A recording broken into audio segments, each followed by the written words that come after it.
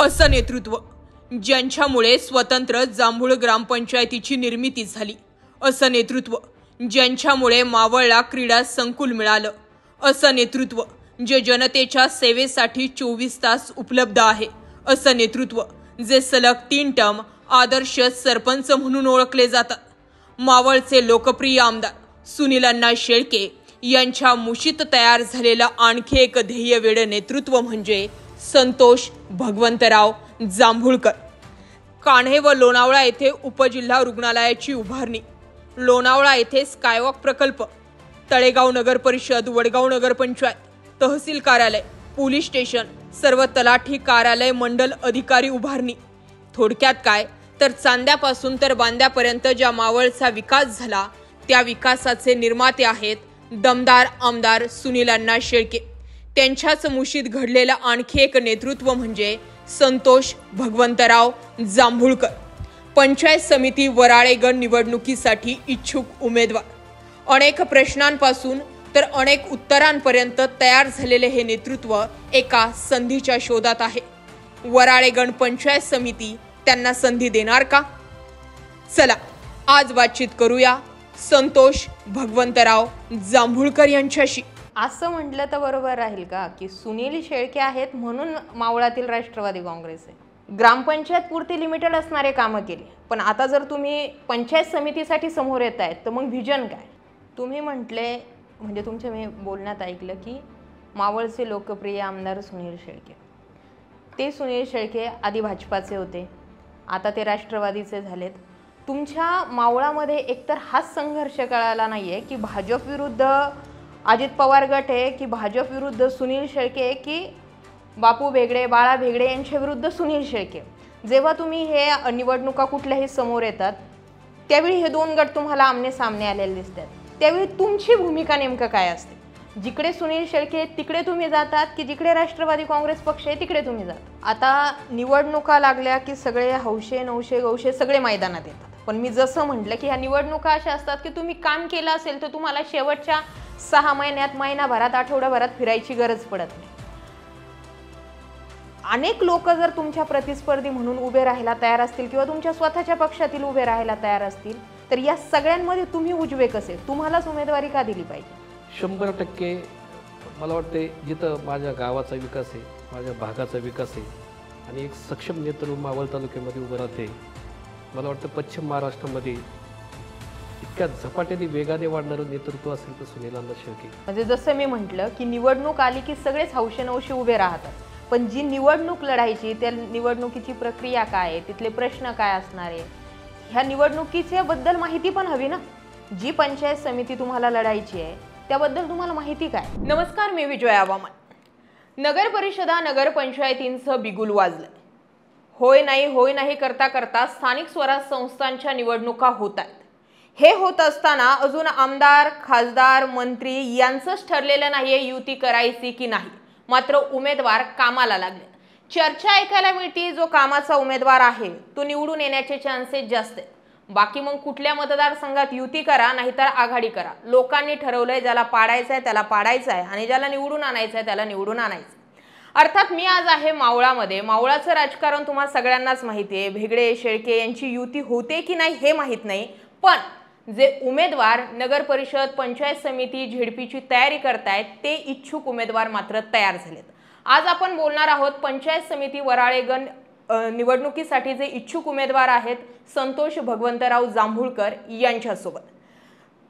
ग्रामपंचायत सदस्य, सरपंच ते वराळेगणसाठी इच्छुक उमेदवार इथपर्यंतचाच प्रवास नाही तर हातामध्ये ठोस अशी कामं घेऊन ते निवडणुकीत उतरणार आहेत. आपण त्यांच्यासोबत बातचीत करूयात. सर नमस्कार. नमस्कार. जसं मी म्हटलं की अजून तुमच्या मतदारसंघात आमदार, विरोधी पक्षनेते जे कोणी इथे आहेत त्यांच्यातच ठरलेलं नाही, पण तुम्ही निवडणुकीच्या अनुषंगाने कामाला लागलेत. तुम्ही सरपंच पदापासून तर आता वराळेगणसाठी इच्छुक उमेदवार इथपर्यंतचाच प्रवास लोकांना माहिती. आम्हाला सरपंच पदापर्यंतचा प्रवास समजून घ्यायचा. नमस्कार, मी संतोष भगवंतराव जांभूळकर. 2005 साली पहिल्यांदा मी राजकारणामध्ये प्रवेश केला. माझे वडील स्वर्गीय भगवंतराव विष्णू जांभूळकर हे आदर्श शिक्षक होते. वारकरी संप्रदायाचा वसा आणि वारसा जपणारं आमचं कुटुंब, त्यांच्याकडून मला बाळकडू भेटलं. मी सुरुवातीला कान्हे ग्रामपंचायतीमध्ये 2005 साली निवडणूक लढवली आणि ती चांगल्या मताधिक्याने विजयी झाली. निवडणूक लढवता असताना तुमच्याकडे काहीतरी उद्देश पाहिजे. तर माझं ध्येय होतं, ज्यावेळेस ग्रामपंचायतमध्ये निवडून गेलो तर त्यावेळेस पहिलं उद्दिष्ट होतं, माझं गाव, माझी ग्रामपंचायत स्वतंत्र व्हावी. या उद्देशाने मी पहिलं पाऊल टाकलं. ग्रामपंचायतीमध्ये गेल्यानंतर मी सरपंच पदाला इच्छुक होतो. मी सरपंच पदाला ज्या काही गोष्टी कराव्या लागतात ते सर्व सदस्य घेऊन मी गेलो होतो. पण त्या ठिकाणी मावळचे माजी आमदार स्वर्गीय रघुनाथदादा सातकर यांचं ते कानेगावचा सरपंच व्हावा ही त्यांची मला केलेली विनंती मी ज्येष्ठ म्हणून ती मान्य केली. पण ते होत असताना मी सरपंच पदाचा मोह न बाळगता माझं गाव स्वतंत्र व्हावं यासाठी मी पहिला प्रयत्न केला. त्यांच्याकडे मागणी केली, दादा सरपंच कानेगावचा होऊ द्या, पण मला गाव स्वतंत्र करायचं आहे, त्यासाठी आवश्यक जे ठराव असतील ते मला सहकार्य करा. त्यावेळेस माजी आमदार रघुनाथदादा सातकर असतील, तालुक्याचे अध्यक्ष बबनजी भेगडे होते, माऊलीभाऊ दाभाडे होते, गणेशभाऊ खांडगे होते, बापूसाहेब भेगडे होते, विठ्ठलराव शिंदे होते. या नेत्यांनी मला पाठबळ दिलं आणि त्या पाठबळाच्या जोरावर मी गेली 6 महिन्यात सातत्याने पाठपुरावा केला आणि माझी ग्रामपंचायत स्वतंत्र केली. स्वतंत्र ग्रामपंचायत केल्यानंतर पहिली निवडणूक लागली 3 ऑगस्ट 2009 साली. मी तो प्रयत्न यशस्वी केला आणि गावचं सरपंच पद ओपनसाठी आलं आणि माझी निवड झाली. हा माझा प्रवास गावातील मंडळाचा अध्यक्ष, त्या गावचा सरपंच, एक ध्येय घेऊन निघालेला एक कार्यकर्ता आणि ज्यावेळेस ग्रामपंचायत वेगळी केली झालेला गावाला आनंद हा थोडा आगळा वेगळाच होता. शेवट कुटुंब वेगळं झालं तर ज्या काही समस्या असतात ते सोडवण्याची ताकद आणि क्षमता ह्या कार्यकर्त्यामध्ये आहे हे समजून लोकांनी मला पाठबळ दिलं आणि मला निवडून दिलं. बरं, जांभूळ ग्रामपंचायत जशी स्वतंत्र झाली, आम्ही थोडीशी माहिती त्या ग्रामपंचायतीविषयी घेतली की तुम्ही फक्त ग्रामपंचायत स्वतंत्र केली नव्हती, तुम्हाला कार्यालयापासून, गटारांपासून, रस्त्यांपासून सगळं स्वतंत्र करायचं होतं. जेव्हा हे कामकाज करत होते आणि जवळपास 2010 ते आता 2025 सलग तुम्ही सरपंच राहिलेत, हे सगळे प्रश्न सोडवताना आव्हानं कोणती आली, प्रश्न कोणती सोडवली गेली आणि आता ही कोणती प्रश्न डोळ्यासमोर आहेत? एखादं कुटुंब ज्यावेळेस वेगळं होतं त्यावेळेस निर्माण होणाऱ्या समस्या, जागेपासून घर बांधणी, बाकी सगळ्या समस्या असतात. तसं माझ्या गावाचं कुटुंब वेगळं झालं त्यावेळेस सुरुवातीपासून लाईट असेल, पाणी असेल, रस्ते असेल, गटर असेल, ग्रामपंचायत कार्यालय असेल, शाळा असेल, समाज मंदिर असेल, अशा अनेक विविध प्रश्नाचा भडीमार माझ्यासमोर झाला. त्यावेळेस पहिली माझी सभा झाडाच्या खाली म्हणजे पारावर झाली. ती ऐतिहासिक सभा झाली. त्या ठिकाणी ती ग्रामसभा घेऊन सर्व ग्रामस्थांना विश्वासात घेऊन, विचारात घेऊन एक गावाचा विकास आराखडा तयार करण्यात आला. त्या विकास आराखड्यामध्ये कुठलं काम कुठं हवं आहे, कशा पद्धतीने हवं, त्या कामाचं नियोजन केलं गेलं. ज्यावेळेस गाव सोबत असतं त्यावेळेस नियोजनाचा भाग अत्यंत चांगला होतो. त्यावेळेस सगळ्यांच्या कल्पना, सगळ्यांच्या योजना, सगळ्यांच्या एक कल्पना घेत मी त्या गावाचा विकास आराखडा तयार केला. अनेक ठिकाणी आपण असं पाहतो की पहिले रस्ते होतात, नंतर गटर होतं, मग खोदकाम केलं जातं, डबल रस्ते करावे लागतात. तर तसं नाही केलं. सुरुवातीला गावाचा कंट्रोल सर्व्हे केला, विकास आराखडा तयार केला. सुरुवातीला गटरचं काम केलं. माझ्या मावळ तालुक्यामध्ये एकच ग्रामपंचायत अशी की बंदिस्त गटर योजना मावळ तालुक्यात पहिली झाली असेल तर माझ्या गावात झाली. त्यानंतर पाणी व्यवस्था, लोकांना स्वच्छ पाणी मिळावं म्हणून पाणी योजना मी घेतली. त्यानंतर लाईटची व्यवस्था घेतली. सुरुवातीला शाळेचा मुलाचा अत्यंत कठीण प्रश्न होता, तर CSR फंडातून महिंद्रा कंपनीच्या माध्यमातून मी RCC इमारतीचं बांधकाम केलं. सुसज्ज असं माझी शाळा निर्माण केली. समाज मंदिर असेल, गावाचा कळा समजलं जातं एक मंदिर आणि स्मशानभूमी. तर माझं आजही तुम्ही पाहिलं स्मशानभूमी आणि मंदिर त्या ठिकाणी आलं तर गावाची ओळख निर्माण करून देतं. ग्रामपंचायत कार्यालय एक हायटेक पंचायत असावी, त्या ठिकाणी लोकांना योग्य सुविधा मिळाव्या या उद्देशाने अत्यंत कॉर्पोरेट लुक देऊन मावळ तालुक्यातली पहिली ग्रामपंचायत असे असेल ती आयुष ग्रामपंचायत बनवण्याचं काम झालं.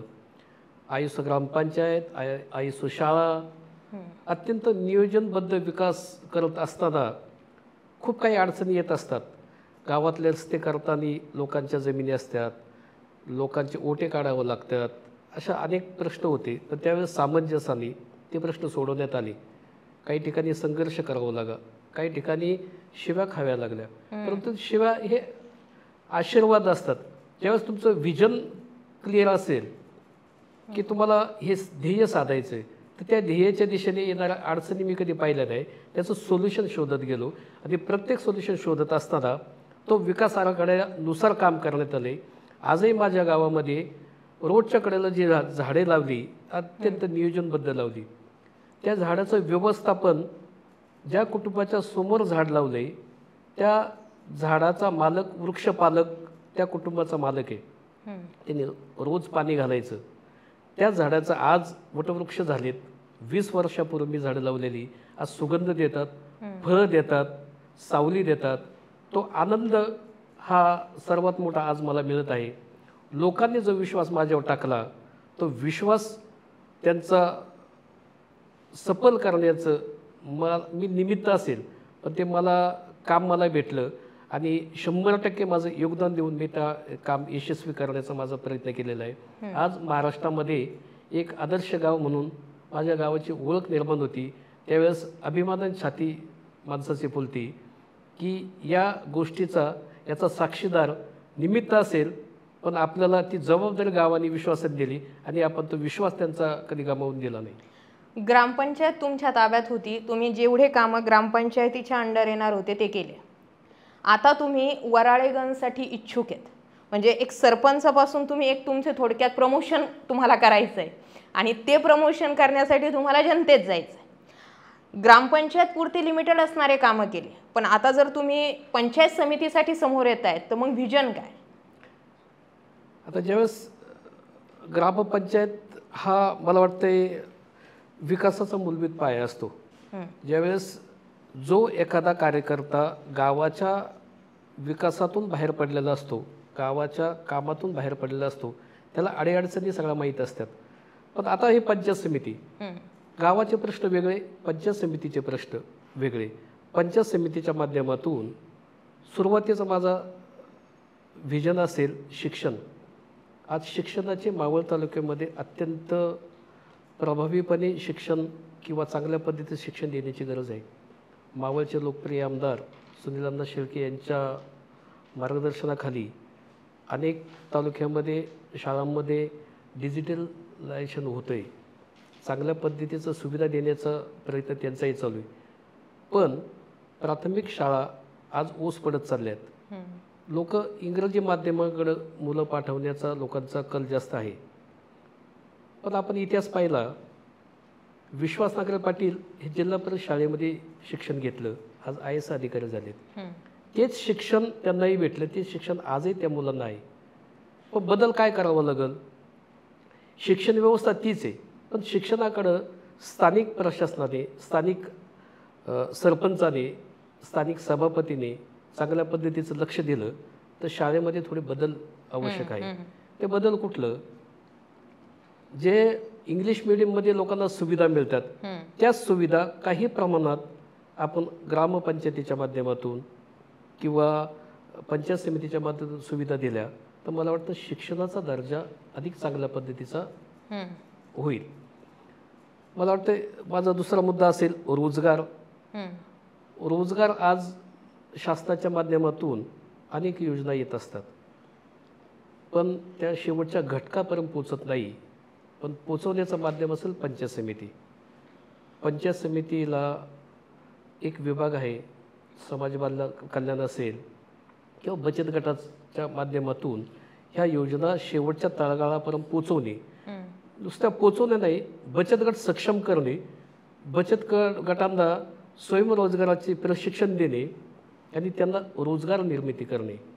मावळ तालुक्यामध्ये अनेक अशा कंपन्या आहेत, त्या कंपन्यांना आवश्यक असतात काही सप्लाय आवश्यक असतं, हँगलोज असेल, बाकी इतर मटेरियल असेल किंवा खाद्यपदार्थ असेल, तर बचत गटाच्या माध्यमातून हे आपण देऊ शकतो आणि बचत गट सक्षम करू शकतो.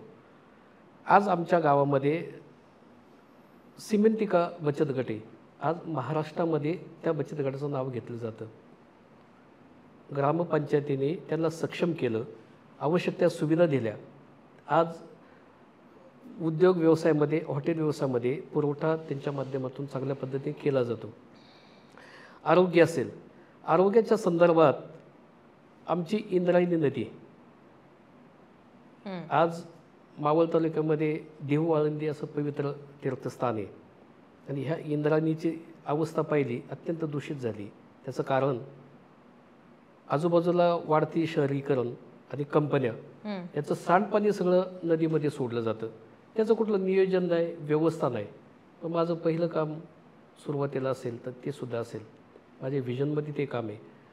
ते आपण कसं करू शकतो? तर मावळ तालुक्यामध्ये आमच्या गटामध्ये ज्या ग्रामपंचायती आहेत त्या सगळ्या ग्रामपंचायतीचं सांडपाणी नदीत सोडलं जातं. लोकांना समजते की ते पाणी आपण परत पितोय, पण त्यावर कुठल्या प्रकारची प्रक्रिया आपण करत नाही. पण प्रत्येक ग्रामपंचायतीने आपापल्या गावामध्ये त्या संदर्भात आपण जर STP प्लॅन्ट बसवले, म्हणजे तुमच्या गावातील पाणी, सांडपाणी त्या ठिकाणी स्टोअर करणे, त्याच्यावर प्रक्रिया करणे, तेच पाणी झाडांना किंवा फळबागांना वापरणे, जेणेकरून जे दूषित पाणी इंद्रायणी नदीत जाते ते दूषित पाणी जाणार नाही आणि लोकांचा आरोग्याचा प्रश्न त्या निमित्ताने सुटला जाईल. शेतीपूरक व्यवसाय पुष्कळ आहे, ज्यामध्ये मावळ तालुक्यातला युवा उद्योजक आता मोठ्या प्रमाणात येत आहे.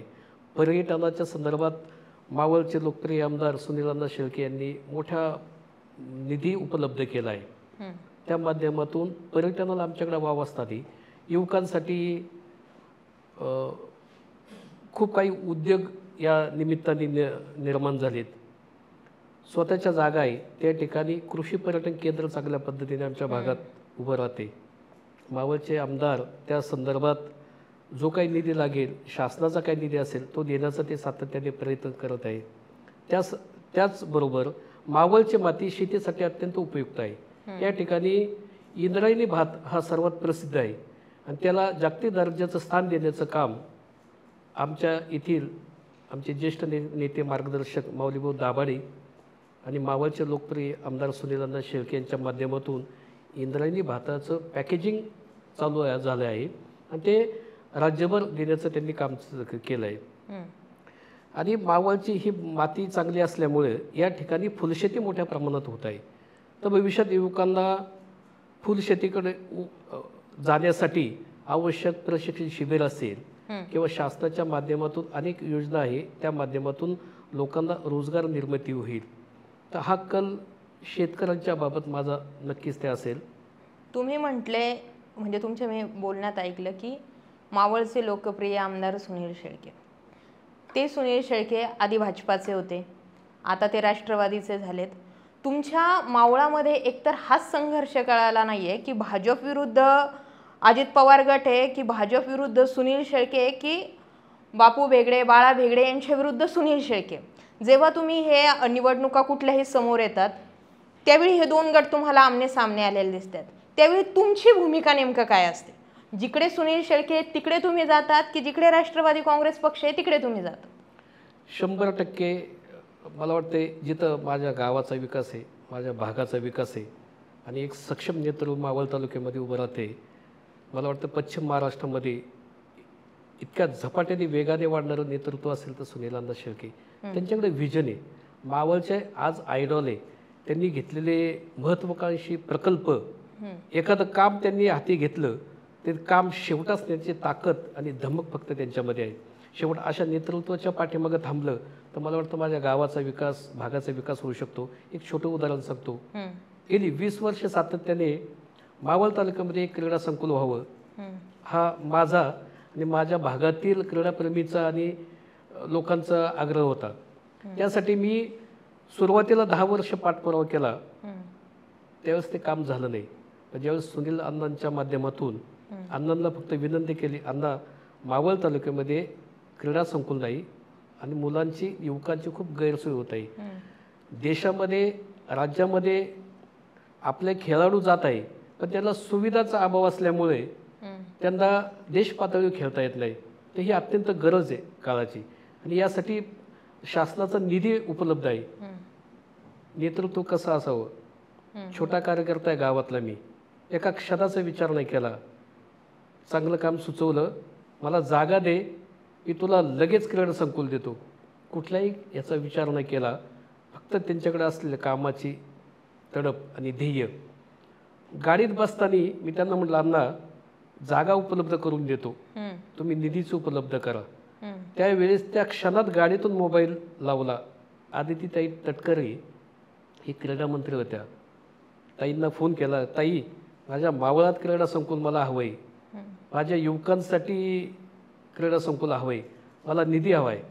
ताईंनी सांगितलं, अण्णा तुम्ही प्रस्ताव पाठवा, मी तुम्हाला लगेच मंजुरी देते. एकच महिन्यामध्ये त्या गोष्टीचा अण्णांनी विधानसभेत पाठपुरावा केला. शासनाकडे 7 एकर जागा उपलब्ध करून दिली.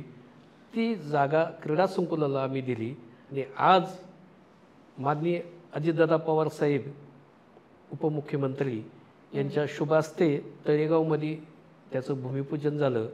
सुरुवातीच्या टप्प्यात 5 कोटीचं मंजुरी भेटली आणि 68 कोटीचा हा प्रकल्प आहे. त्याच्यामध्ये 400 मीटरचा ट्रॅक असेल, वेटलिफ्टिंगचं हॉल असेल, बॅडमिंटन हॉल असेल, असे अनेक विविध तालुक्याच्या खेळाडूंसाठी ते निर्माण करण्याचं त्यांनी काम केलं आहे. म्हणून मावळचा आमदार, लोक, जनता, माता माऊली त्यांच्या पाठीशी आज का आहे? एका बाजूला सर्व लोक, एका बाजूला एकटा माणूस खडा उभा आहे. फक्त उभा आहे फक्त मावळच्या माता माऊलींच्या ताकदीवर, युवकांच्या ताकदीवर. पण हे शक्य कधी होतं? आमदार साहेबांचं व्हिजन क्लिअर आहे.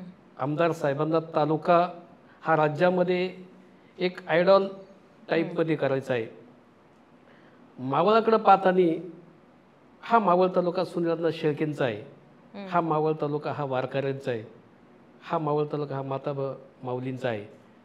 आणि हा आशीर्वाद घेऊन अण्णांच्या पाठीशी आजही जनता तुम्ही इतके मेळावे, इतके कार्यक्रम उद्घाटने पाहिले असेल. मावळसारखं उद्घाटनं, मावळसारखं काम मला वाटतं अख्ख्या राज्यात कुठं पाहायला भेटणार नाही. अजितदादा नंतर अत्यंत विजनरी नेता असणारा कोण असेल तर आमचा सुनील अण्णा शेळके. मग असं म्हटलं तर बरोबर राहील का की सुनील शेळके आहेत म्हणून मावळातील राष्ट्रवादी काँग्रेस आहे? 25 वर्ष तुम्ही राष्ट्रवादीत काम केलंय. इथे भाजपा आणि खासदार श्रीरंग बारणे म्हणजे शिवसेना यांची चलती होती. अजित पवार पक्ष किंवा शरद पवार पक्ष इथं जवळपास नामशेष झालता. तुम्ही म्हटले 10 वर्ष मी या क्रीडा संकुलासाठी तगादा लावत होते. राष्ट्रवादीमध्ये असताल ना तेव्हा तुम्ही? नाही झालं. पण सुनील शेळके राष्ट्रवादीमध्ये आले म्हणून झालं. मग सुनील शेळकेंमुळे मावळातील राष्ट्रवादी का? शेवट कसं आहे, नेत्याचं व्हिजन काय आहे हे लोकांना समजलं पाहिजे. लोकांना नेत्याची स्पष्ट नीती समजली पाहिजे. ज्यावेळेस आपला नेता स्वच्छ असेल, नेत्याचं व्हिजन स्वच्छ असेल तर जनता डोळे झाकून त्या पाठीमागे जात असते. पण मग मी म्हणते ते बरोबर का? सुनील शेळकेंमुळे पक्ष आहे का? सुनील शेळके आमदार साहेब आहेत, त्यांच्यामुळे पक्ष नक्कीच आहे.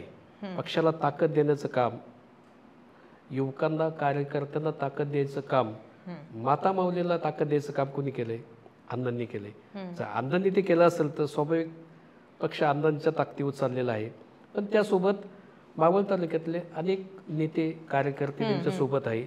शेवट कसं असतं, ज्यावेळेस एखादा नेता पुढे चाललेला आहे, तो योग्य दिशेने चाललाय, तर माणसं त्या पाठोपाठ जात असतात. मधल्या काळात सुनील शेळकेंवरती आरोप झाले विधानसभेच्या वेळी की राष्ट्रवादी काँग्रेसचे जे मूळ कार्यकर्ते, आता तुम्ही 25 वर्षांपासून काम केलंय म्हणजे तुम्ही त्या मूळ कार्यकर्त्यांमध्ये आले, तर आरोप असा झालता की ते मूळ कार्यकर्त्यांना विसरले, ते त्यांना धरून चालत नाही. तुम्हाला असा काही अनुभव आला?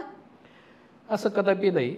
प्रत्येकाचं पाहण्याचा दृष्टिकोन वेगळा आहे. ज्यावेळेस व्यक्तीच्या जवळ आपण ज्यावेळेस जातो त्याचा स्वभाव, त्याचं विजन ते समजतं. अण्णांचा स्वभाव कडक आहे. अण्णांना खोटं चालत नाही, अण्णाला स्पष्ट चालतं, अण्णाला काम आवडतं, अण्णाला कामाचा कार्यकर्ता आवडतो. शो शायनिंगवाले कार्यकर्ते अण्णाला चालत नाही. मी अण्णांसोबत 7-8 वर्ष झाले आहे. पण अण्णांच्या सोबत क्वचित एखादा माझा फोटो असेल. त्याचं कारण का, सुनील अण्णाला हे पसंत नाही. सुनील अण्णाला आवडतं फक्त काम. आणि आमचा विजनेरी नेता असा असल्यामुळं स्वाभाविक हे सर्व त्यांच्या पाठीमागे असतात.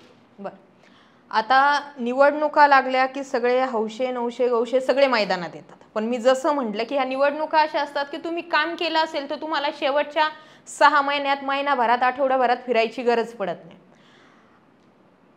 अनेक लोक जर तुमच्या प्रतिस्पर्धी म्हणून उभे राहायला तयार असतील किंवा तुमच्या स्वतःच्या पक्षातील उभे राहायला तयार असतील, तर या सगळ्यांमध्ये तुम्ही उजवे कसे? तुम्हालाच उमेदवारी का दिली पाहिजे? इच्छा सगळ्यांची असते. प्रत्येकाला वाटतं आपण सभापती व्हावं, सदस्य व्हावं. पण त्या ठिकाणी ज्यावेळेस आपण जात असतो तर त्यावेळेस त्या कार्यकर्त्याने समाजात किती वेळ काम केले, समाजाला किती वेळ दिलाय, ग्रामपंचायतीमध्ये किती वर्ष काम केले, प्रशासनाचा तुम्हाला किती वेळा अनुभव आहे, तुम्ही स्थानिक स्तरावर लोकांचे प्रश्न कसे सोडवले, कसे समजून घेतले. ज्यावेळेस तुम्हाला ह्या सगळ्या गोष्टी, ह्या गोष्टीचा अनुभव असेल तर मला वाटतं त्यावेळेसच पंचायत समितीकडे तुम्ही उमेदवारी सक्षमपणे मागू शकता. मी सक्षमपणे मागतोय त्याचं कारण एकच आहे, मी 25 वर्ष सातत्याने संघटनेमध्ये असलेलं काम, म्हणजे तळागाळामध्ये गावात जाऊन पक्ष संघटना वाढवणं, बूथ कमिट्या करणे, गाव कमिट्या करणे, हे तळागाळात काम केलं मी कार्यकर्ता आहे. मी कुठल्याही पदाची कुठलीही कधी अपेक्षा केलेली नाही आणि कुठलंही पद कुठल्या नेत्याकडे मागितलं नाही. पण तरी सुद्धा या कामाची दखल आमची कार्ड कमिटी असेल, तालुका सुकानी समिती असेल, हे मावळचे लोकप्रिय आमदार, ज्यावेळेस एखादा कार्यकर्ता सक्षमपणे काम करत असेल त्याला पाठबळ देणं, त्याच्या पाठीशी उभं थांबणं हे मला वाटतं योग्य असेल. आणि नक्कीच अशा पद्धतीने मावळचे लोकप्रिय आमदार सुनील अण्णा शेळके योग्य कार्यकर्त्यांना न्याय देईल. ज्यावेळेस आम्ही सगळे उमेदवार आता इच्छुक आहे, ते सगळे सोबत आम्ही आहे. शेवट उमेदवारी एकाला भेटणार आहे. बरोबर. पण एकही व्यक्ती नाराज न होता ज्या व्यक्तीला उमेदवारी भेटेल त्या व्यक्तीच्या सोबत आपण सगळे थांबायचं. आम्ही सगळ्यांनी असं पण केलंय. शेवट विजन आमचं सगळ्यांचं काय आहे की गावचा विकास, भागाचा विकास, तालुक्याचा विकास. यात आणखी एक प्रश्न आहे, जी निवडणूक तुम्हाला लढायची, म्हणजे जसं मी म्हटलं की निवडणूक आली की सगळेच हौशेनवशे उभे राहतात, पण जी निवडणूक लढायची त्या निवडणुकीची प्रक्रिया काय आहे, तिथले प्रश्न काय असणार आहे, ह्या निवडणुकीच्या बद्दल माहिती पण हवी ना. जी पंचायत समिती तुम्हाला लढायची आहे त्याबद्दल तुम्हाला माहिती काय? आता कसं तुम्हाला ज्या क्षेत्रामध्ये जायचंय, आता मी पंचायत समिती हे कार्यक्षेत्र आहे, तर पंचायत समितीचा तुम्हाला इतिहास भूगोल माहिती पाहिजे. जो इतिहास भूगोल माहीत नसेल ते काही शोभेचं पद नाही किंवा रिकाम्या जागा भरायचं पद नाही. ते सक्षमपणे शासनाच्या योजना, राज्य सरकार असेल, जिल्हा परिषद असेल, तर पंचायत समितीच्या माध्यमातून शेवटच्या घटकापर्यंत पोहोचवण्याचं माध्यम म्हणजे पंचायत समिती. आता पंचायत समिती असताना तुमचं कार्यक्षेत्र काय? आमच्या तालुक्यामध्ये महसुली गावे 196 आहे, ग्रामपंचायती 103 आणि ग्रामसेवक 80 आहे. तालुक्यामध्ये प्राथमिक शाळा मला वाटतं 272 प्राथमिक शाळा आणि 842 शिक्षक काम करत आहे. पंचायत समिती कार्यक्षेत्रामध्ये 2426 कर्मचारी काम करत आहे टोटल. त्यामध्ये प्रशासन विभाग असेल, शिक्षण विभाग असेल, बांधकाम विभाग असेल, अशा सर्व स्तरावर इतके कर्मचारी काम करत असताना लोकांच्या शेवटच्या घटकापर्यंत पोहोचवण्यासाठी इतकी क्षमता असलेली लोक पंचायत समितीला जोडलेले आहे. आशा वर्कर आहेत, अंगणवाडी सेविका आहे, हे इतके कर्मचारी ग्रामपंचायत सेवेमध्ये आहे. पंचायत समितीमध्ये अनेक विभाग आहे. हे प्रशासन विभाग आहे, सामान्य प्रशासन आहे, आरोग्य विभाग आहे, कृषी आहे, पाणी पुरवठा आहे, बांधकाम आहे, ग्रामीण पाणी पुरवठा उपविभाग, छोटे पाटबंधारे आहे, जिल्हा ग्रामीण विकास यंत्रणा आहे, आपले सरकार आहे. असे 16 विभाग येतात.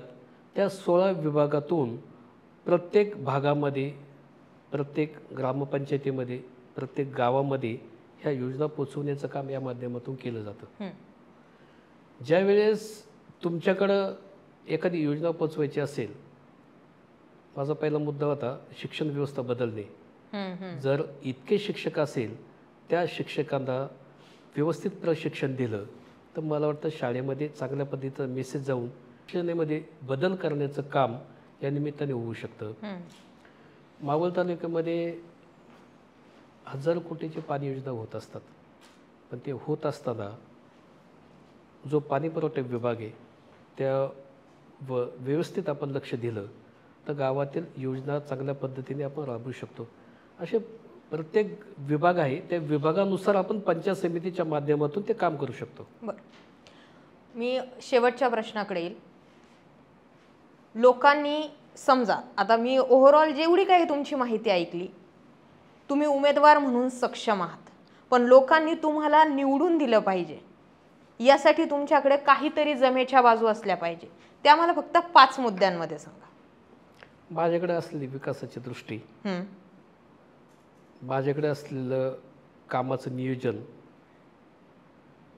पूर्ण वेळ समाजसेवेसाठी दिलेला वेळ, गेली 25 वर्ष सातत्याने प्रशासनाचा असलेला अनुभव, मला वाटतं ही माझी जमेची बाजू आहे. माझ्या वराळे गावामधील विद्यार्थ्यांसाठी MPSC UPSC प्रशिक्षण केंद्र उभं करण्याची माझी मानसिकता आहे. त्याचबरोबर गावामध्ये बंदिस्त विद्युत लाईन टाकण्याची खूप अत्यंत गरज आहे. 50 वर्षापूर्वी गावामध्ये लाईटचे पोल उभे राहिलेत, पण अत्यंत जीर्ण अवस्थेमध्ये आहे. पावसाळ्यामध्ये अनेक अपघात होतात, अनेक दुर्घटना घडतात. पण त्या टाळण्यासाठी प्रत्येक ग्रामपंचायतीच्या माध्यमातून बंदिस्त विद्युत लाईन टाकण्याचा माझा मानस आहे, जेणेकरून त्या पोल खालची, त्या तारेखालची जी जागा अडकली गावठाणमधली, ती जागा मोकळी होईल, लोकांना घरं बांधायला जागा फुकट उपलब्ध होईल आणि जे अपघात होतात ते अपघात होण्याचे टाळले जातील. ज्यावेळेस एखाद्या मोठ्या पदावर जात असताना तुमच्याकडं हा अनुभव प्रशासनाचा खूप अत्यंत आवश्यक आहे. ज्यावेळेस तुम्हाला त्या गोष्टीचं ज्ञान असेल तर तुम्ही त्या पद्धतीने काम करू शकता. तर मी सक्षमपणे पंचायत समिती सदस्य म्हणून ती जबाबदारी स्वीकारू शकतो. तर कान्हे ग्रामपंचायत सदस्यापासून तर सरपंच पदापर्यंत, एक स्वतंत्र ग्रामपंचायतीचे एक आदर्श सरपंचापर्यंत सुनील शेळके यांच्या नेतृत्वात कुशीत तयार झालेले आणि मुरब्बी राजकारणी म्हणून सुद्धा आपण संतोष जांभूळकर यांच्याकडे पाहू शकतो. या सगळ्या गोष्टींमध्ये ती इच्छुक उमेदवार म्हणून समोर जरी येत असले तरी तेच उमेदवार म्हणून समोर आले तर एक वेगळा दृष्टिकोन किंवा एक वेगळ्या विकासाची दिशा ही वराळे गण निवडणुकीसाठी दिसू शकते. त्यामुळे पक्षश्रेष्ठी त्यावरती विचार करतील आणि बाकी मतदार म्हणून तुम्ही आम्हाला सांगा कमेंट सेक्शनमध्ये की जी समोर व्यक्ती आहे ही व्यक्ती खरोखर या निवडणुकीसाठी पात्र आहे की नाही. तुमचा यांच्याबाबत अनुभव काही असेल तर ते आम्हाला कमेंट सेक्शनमध्ये जरूर व्यक्त करा. सर, तुम्हाला या निवडणुकीसाठी आमच्याकडून खूप खूप शुभेच्छा. तुमच्याकडे व्हिजन आहे, बाकी तुमचं लक. धन्यवाद.